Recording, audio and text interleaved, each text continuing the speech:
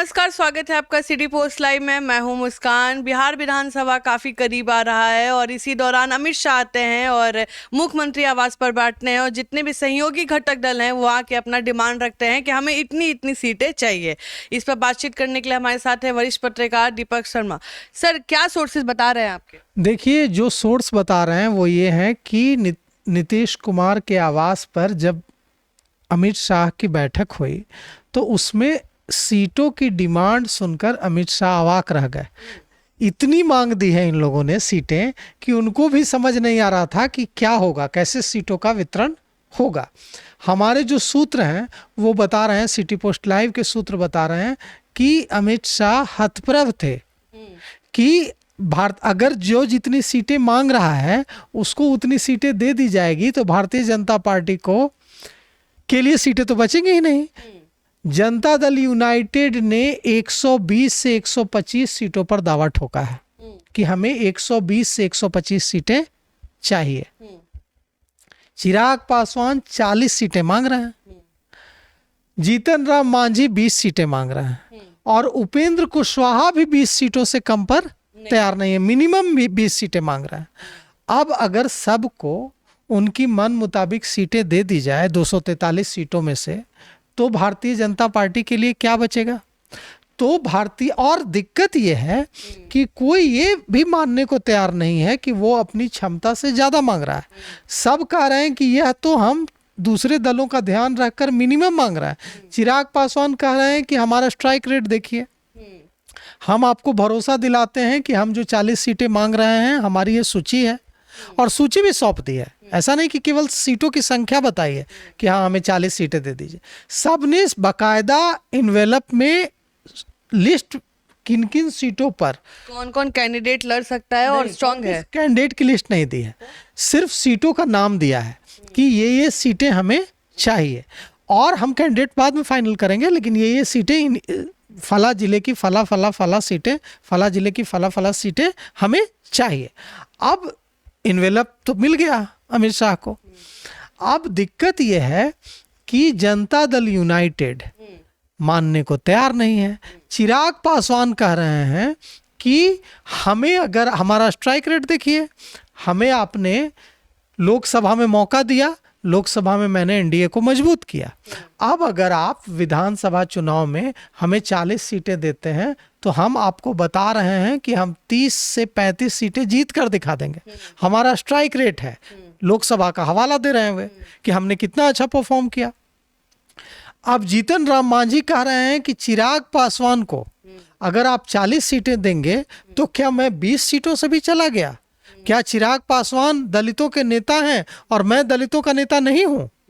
उनका भी अहम चोटिल हो रहा है कि अगर चिराग पासवान को 40 सीटें मिल जाएंगी और मुझे कम सीटें मिलेंगी तो मैं रविदास समाज में, मुसहर समाज में क्या लेकर जाऊंगा मुंह?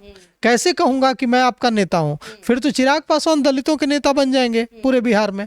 तो उनको खतरा चिराग पासवान की बढ़ती लोकप्रियता से है, उनको खतरा, जीतन राम मांझी को खतरा इस बात से है कि कहीं चिराग पासवान दलितों के बड़े नेता, इतने बड़े नेता न बन जाएं कि जीतन राम मांझी के लिए बिहार की राजनीति में जगह कम हो जाए। तो इसलिए वे कम से कम 20 सीटें चाहते हैं। उपेंद्र कुशवाहा भी 20 सीटें चाहते हैं। उन्होंने तो सबने 20 सीट, अपनी मनपसंद 20 सीटों की लिस्ट दे दी है। अब सबसे बड़ा खतरा, संख्या से भी बड़ा खतरा, जो भारतीय जनता पार्टी के हमारे सूत्र हैं वो जो बता रहे हैं कि उससे भी बड़ा खतरा यह है कि जो सीटें मांगी गई हैं वे सीटें तमाम ऐसी सीटें हैं जो जिन पर एनडीए की जीत की ज्यादा उम्मीद है, वो सीटें मांग रहे हैं। अगर सबको उनकी मन मुताबिक सीटें दे दी जाए उसके बाद भारतीय जनता पार्टी के पास कमजोर सीटें बचेंगी और कोई, किसी को कमजोर सीट नहीं चाहिए, किसी को ऐसी सीट नहीं चाहिए, किसी को राघोपुर नहीं चाहिए जहां से तेजस्वी यादव चुनाव लड़ रहे हैं। तो अब दिक्कत यह है कि अगर सबको उनकी मन मुताबिक मनपसंद सीटें दे दी जाएं तो भारतीय जनता पार्टी के पास कम सीटें बचेंगी लड़ने के लिए, और वे भी वैसी सीटें जिन पर लड़ना बहुत मुश्किल है। जीत और लड़ना तो लड़ने का लड़ जाए, जीतना बहुत मुश्किल है। अब जीतना तो है, चुनाव तो सिर्फ लड़ना नहीं है कि ठीक है हम इतने सीटों पर लड़ते हैं। तो यहाँ पर अमित शाह ने कुछ नहीं कहा है। अच्छा सर, सवाल यह उठ रहा है, एक बहुत बड़ा खुलासा हम कर दें कि अमित शाह ने किसी को कोई, जो हमारे सूत्र बता रहे हैं सिटी पोस्ट लाइव के, कि अमित शाह ने किसी को कोई आश्वासन नहीं दिया है। उन्होंने बस मुस्कुराकर एक लाइन कही है कि त्याग करना होगा, दिल थोड़ा बड़ा रखना होगा। अब इसके गहरे मायने हैं कि दिल बड़ा रखना होगा, हम सबको मिलकर काम करना होगा, और इस बात के साथ नहीं जाना होगा कि लोजपा चुनाव लड़ रही है। उन्होंने कहा कि इस बात के साथ नहीं जाना होगा कि लोजपा चुनाव लड़ रही है। यहाँ पर जनता दल यूनाइटेड चुनाव लड़ रहा है, यहाँ पर भारतीय जनता पार्टी चुनाव लड़ रही है, यहाँ पे हम चुनाव लड़ रहा है, नहीं, एनडीए चुनाव लड़ रहा है। उन्होंने कहा कि हम यह सुनिश्चित करेंगे कि भारतीय जनता पार्टी का हर कार्यकर्ता जितनी मजबूती से अपने लिए काम कर रहा है, अपने पार्टी के प्रत्याशियों के लिए काम कर रहा है, उतनी ही मजबूती, उतनी ही ऊर्जा और उतनी ही ताकत से दूसरे जो हमारे घटक दल हैं एनडीए के, जनता दल यूनाइटेड, लोजपा, जीतन राम मांझी की पार्टी, हम उपेंद्र कुशवाहा की पार्टी के लिए भी काम करे। लेकिन यह बड़ा दिल आप लोगों को भी दिखाना होगा। ऐसा नहीं है कि हम आपके लिए काम करेंगे और आप हमारी सीटों पर कम ताकत लगाएं, कम ऊर्जा लगाएं कि अच्छा यहाँ तो भारतीय जनता पार्टी लड़ रही है, अमित शाह देख लेंगे, नरेंद्र मोदी देख लेंगे। ऐसा नहीं चलेगा। हम आप जहां आप लड़ेंगे वहां हम पूरी ताकत लगाएंगे, नरेंद्र मोदी पूरी ताकत लगाएंगे, अमित शाह पूरी ताकत लगाएंगे, और जहां आप लड़िएगा वहां हम लगाएंगे, जहां हम लड़ेंगे वहां आपको भी लगानी होगी पूरी ताकत। तो इस पर अभी तक सिर्फ टॉवल की स्थिति जो बनी हुई है एनडीए में, उस पर अभी तक कोई समाधान नहीं निकला है। लेकिन अमित शाह ने इतना संकेत जरूर दिया कि दिल बड़ा दिखाना होगा। सर, सवाल यह उठ रहा है कि जो घटक दल हैं, जो भी सहयोगी दल है, कहीं ना कहीं एक्सपेक्टेशन जो लेके आए हैं, और अगर उनके एक्सपेक्टेशन के हिसाब से उनको सीटें नहीं मिलती है तो क्या उनके बीच फूट आ जाएगी चुनाव के पहले ही? नहीं, देखिए इसमें मुस्कान जी सवाल यह है कि कौन जाएगा कहाँ। महागठबंधन में एनडीए से ज़्यादा सिर्फ टॉवल की स्थिति है, कोई कहाँ जाएगा। अभी तक जो हालात हैं बिहार में कि प्रशांत किशोर का एक है अपना, कि प्रशांत किशोर एक नया ध्रुव बनाने की कोशिश कर रहे हैं बिहार की राजनीति में, लेकिन जो बड़े ध्रुव हैं वो तो दो ही हैं, एक एनडीए, दूसरा महागठबंधन। अब एनडीए से ज़्यादा हालत खराब है महागठबंधन में, क्योंकि एनडीए में तो फिर भी बात बनती दिख रही है, महागठबंधन में कैसे बात बनेगी। और अगर किसी को जाना होगा एनडीए छोड़ के, तो अगर वो अकेले चुनाव नहीं लड़ना चाहता है, चिराग पासवान, पिछली बार चिराग पासवान ने अकेले चुनाव लड़कर देख लिया, क्या हुआ, उन्होंने जनता दल यूनाइटेड को तो हरा दिया, लेकिन खुद एक भी सीट नहीं जीत पाए। तो ऐसी स्थिति में अगर कोई एनडीए छोड़कर जाएगा तो महागठबंधन में जाएगा, और महागठबंधन में कांग्रेस मांग रही है 70, मुकेश सहनी की पार्टी मांग रही है 60, तो कहां से सीटें दे देंगे। लेफ्ट को 30 सीटें चाहिए, माले को 30 सीटें चाहिए अकेले, तो वहां तो ज्यादा सिर्फ टॉवल है।